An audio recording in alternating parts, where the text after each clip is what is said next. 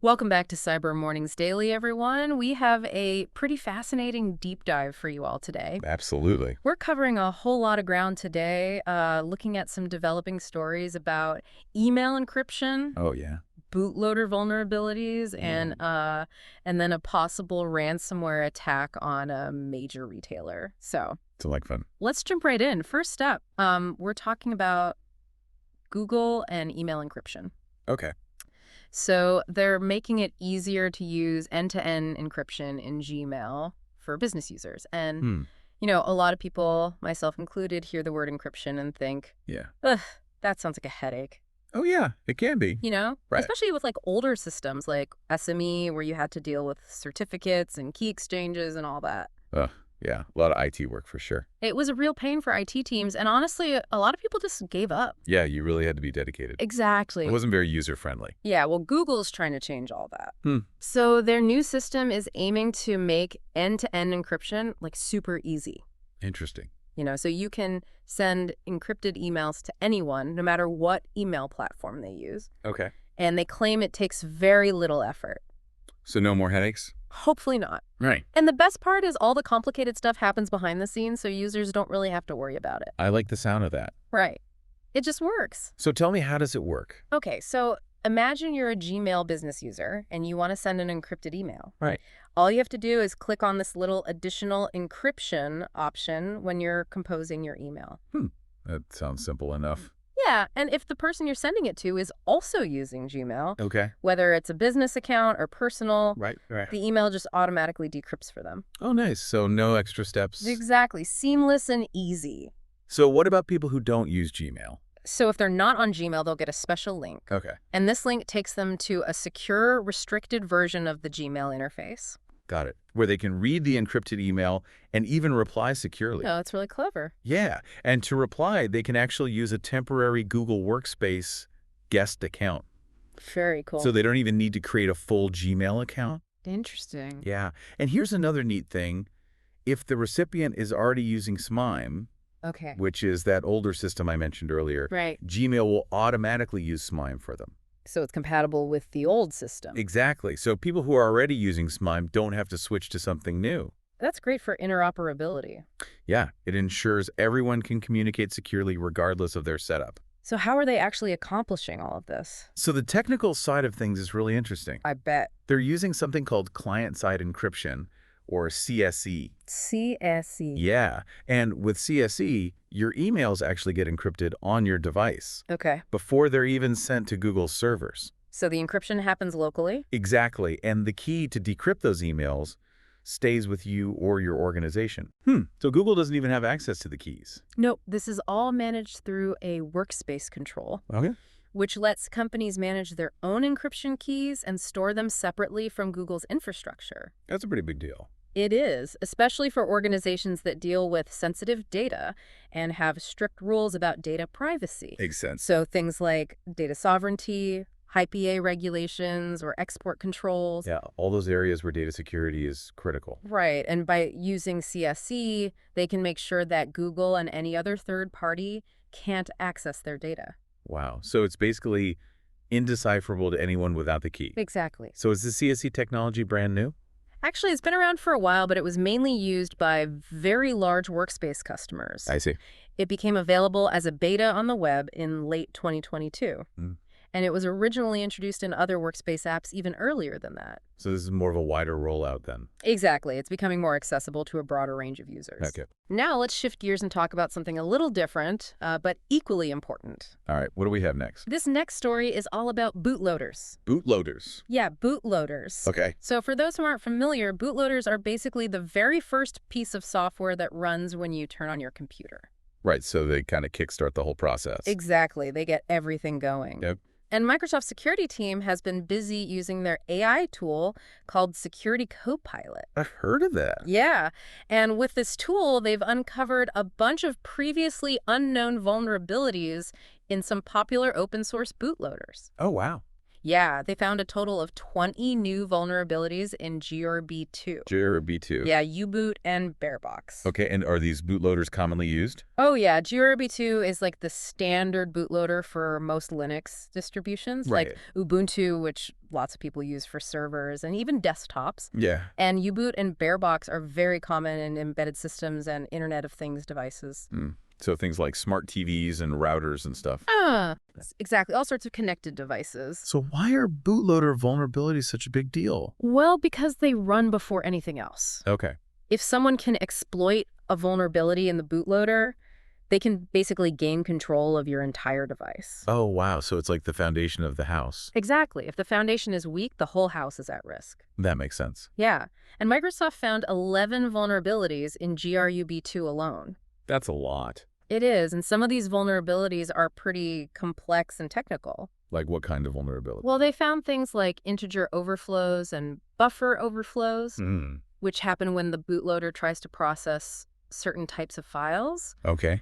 And there were also flaws in specific commands and even a side channel vulnerability. Side channel. Yeah, and how GRU2 handles cryptography. So that's a lot of different ways that an attacker could potentially exploit these flaws. Right, and what's especially concerning is that some of these vulnerabilities could allow attackers to bypass Secure Boot. Secure Boot. Yeah, it's a security feature designed to make sure that only trusted software can run during the boot process. Oh, I see. But if an attacker can exploit a vulnerability in the bootloader, they might be able to bypass Secure Boot and install malicious software. So it's like picking the lock on the front door. Exactly. So what about the vulnerabilities in U-Boot and Bearbox? So with those, they discovered 9 buffer overflows related to how these bootloaders handle different file systems, like SquashFS and ext4.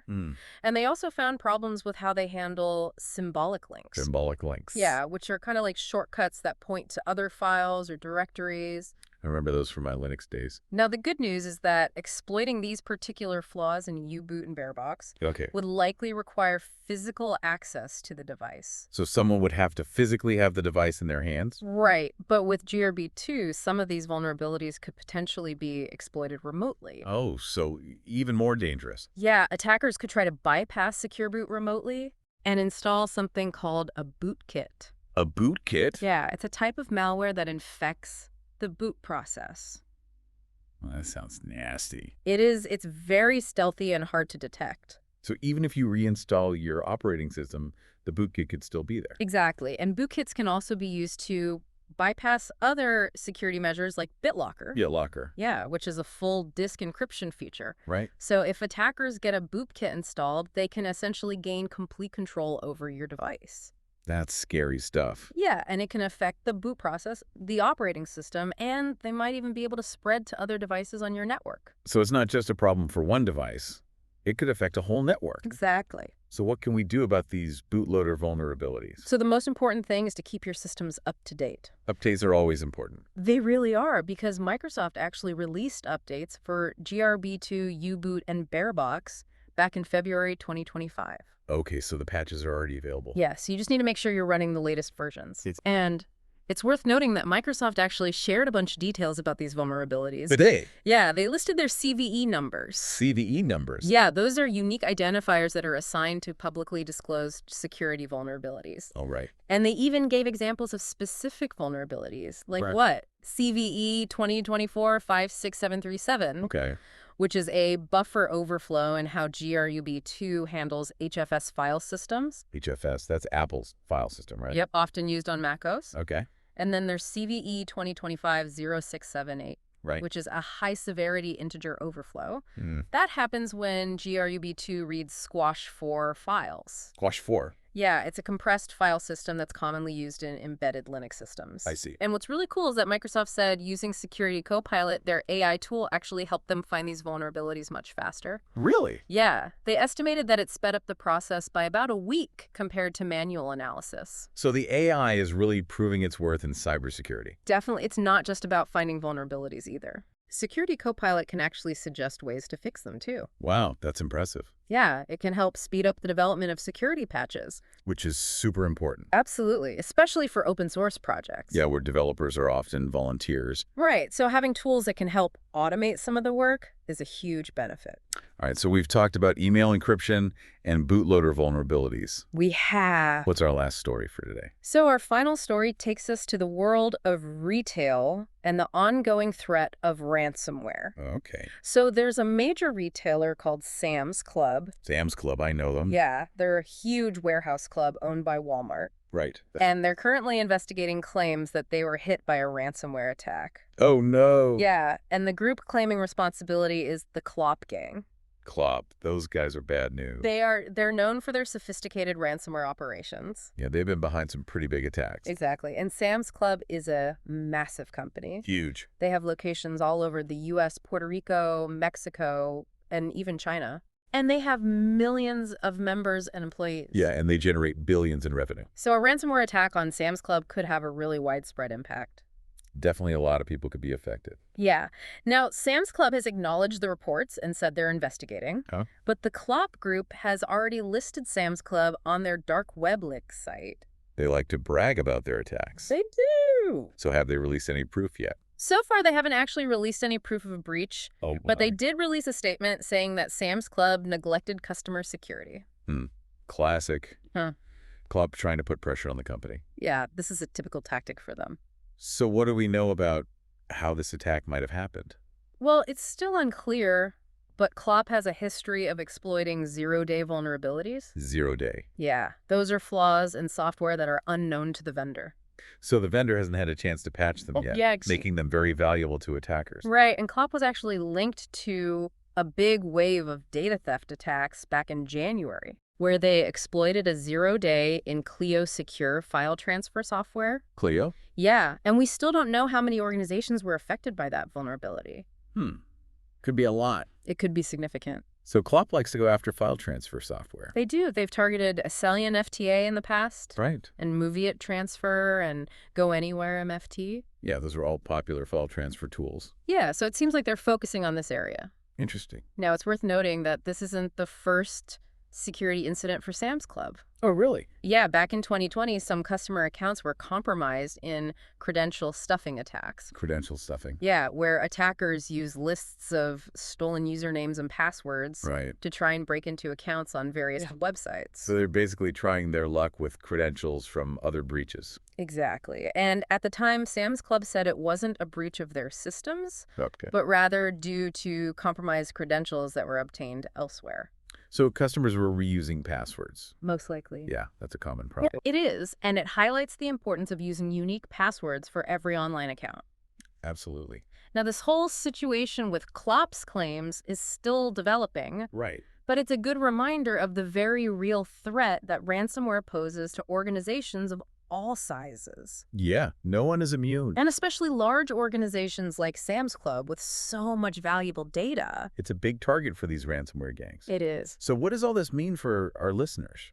Well, I think these stories highlight the importance of being aware of the threats out there. Agreed. And taking steps to protect ourselves. Yeah. So things like using strong passwords, enabling two-factor authentication, keeping our software up to date. All the basics. Yeah, the basics are still really important. And being cautious about phishing emails and suspicious links. Absolutely. Because that's often how these attacks start. Right. And if you're a business owner or IT professional, it's crucial to have a solid security plan in place. Definitely. Think about things like data backups, Yeah.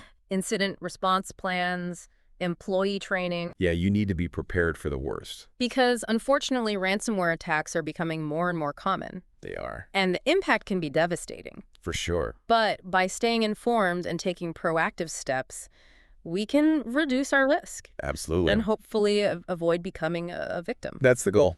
So thanks for joining us for this deep dive into the world of cybersecurity. Yeah, it's been an interesting one. It has. Lots to think about. Definitely. And we hope you found it informative. We'll be back soon with more insights. That's right. We'll see you next time on Cyber Mornings Daily. Take care, everyone.